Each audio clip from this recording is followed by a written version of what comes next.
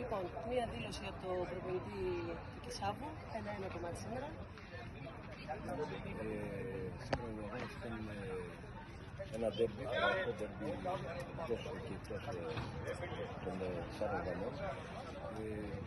Η ομάδα μου έκανε στο απόλυτο αυτά που ζητήσαμε και σε αυτά που επιλέξαμε όλη την εβδομάδα από το συγκεκριμένο παιχνίδι, συγχαρητήρια στους παίκτες που ανταποκρίθηκαν. Θεωρώ ότι το αποτέλεσμα μας οδηγεί σε βάση των ευκαιριών. Το πρόβλημα είναι ότι θέλουμε και να αλλά και τις ευκαιρίες. Θα μπορούσαμε να βάλουμε 2 και 3 και 4 γκολ ακόμα.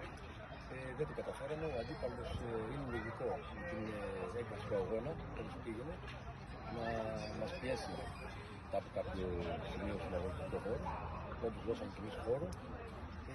Κατάφερε να ισοφαρίσει.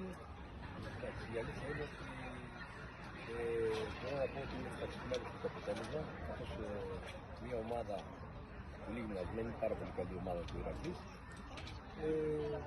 Το θέμα είναι ότι ανάμεσα στο προηγούμενο μάτσο που χάσαμε, φτάνουμε τώρα στο επόμενο πλέον, παιχνίδι να πάρουμε τους βαθμούς του αγώνα. Οι στόχοι της ομάδας για φέτος θα πείτε? Οι στόχοι είναι υψηλοί, δεν μπορώ να πω για την πρώτη θέση, αλλά σίγουρα θέλουμε να μπούμε στα play-off, να διεκδικήσουμε από εκεί ό,τι μας εξασφαλίζει ως ομάδα. Πιστεύω ότι είμαστε ικανοί, το αποδεικνύουμε όπως και σήμερα, με δυνατούς αντιπάλους, ότι μπορούμε να καταφέρουμε το στόχο που είναι να μπούμε στα play-off. Αν έρθει άνοδο, μακάρι να φύγει. Ευχαριστούμε πάρα πολύ.